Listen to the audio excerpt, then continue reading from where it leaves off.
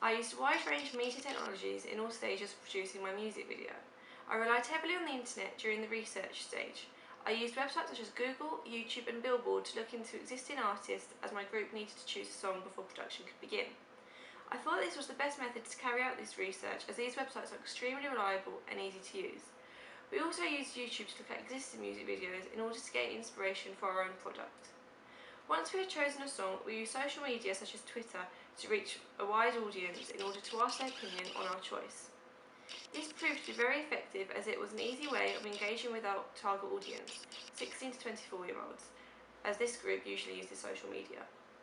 We also used SurveyMonkey to create an online survey to find out more about our audience. This was crucial as we needed to create a suitable music video.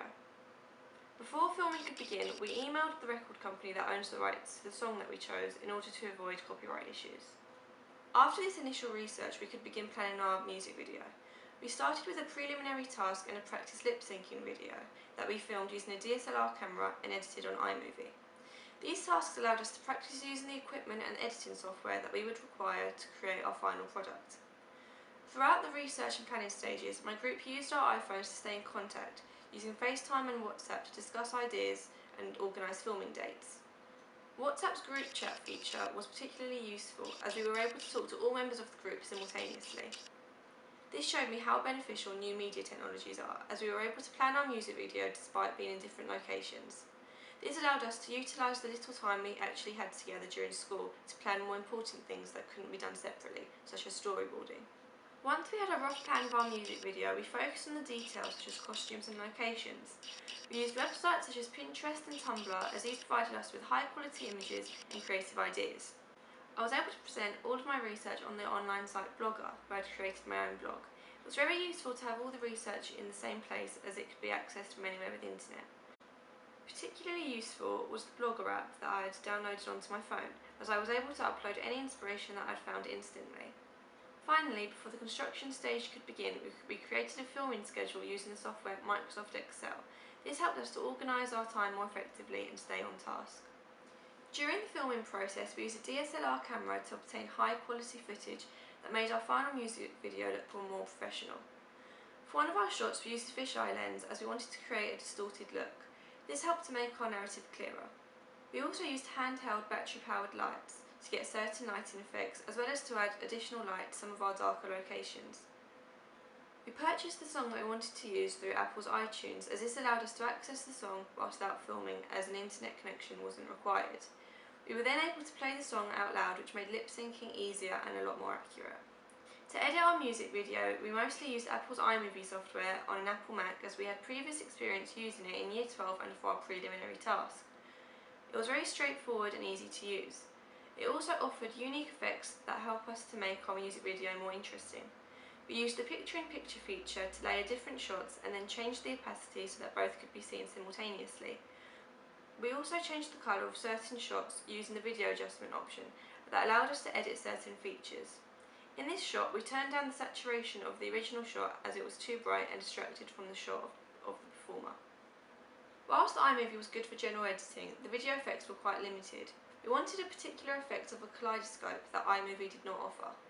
We discovered the effect on Final Cut Pro, so we edited the section that we wanted and then imported the footage back to iMovie to add it to our final music video.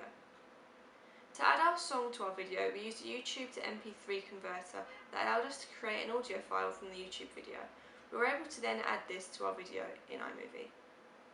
For the ancillary tasks, the Digipack and magazine advert, we used Adobe Photoshop, as this is a versatile software that allowed us to create more complex effects than if we had used more simple programs such as Microsoft Word, Publisher or Paint. We utilised the image adjustment tools to enhance the images that we chose. We chose the desaturate option for most of our Digipack to create the black and white effect. We also used the vibrance adjuster to make our advert brighter and to make the colours stand out more. These tools were incredibly useful as they allowed us to create more exciting and professional looking images. We were also able to add text using the text tool. I found Photoshop very easy to use due to its layer feature that creates a new layer each time you add a new element, such as text, shapes and images. This made it easier to keep track of all the components of my Digipack and magazine advert, and allowed us to move these elements around with ease until we found the best composition. For my evaluations, I used a wide range of media technologies. For my first question, I used Prezi, an online presentation making service. I found this was the best method to use as I can include a lot of writing while still organising my thoughts clearly. I was able to insert video clips, images, as well as embed YouTube videos. For my second question, I also created a Prezi, but I added a voiceover. This was so that the images that I was talking about could be seen clearly without being overpowered by the large amount of text.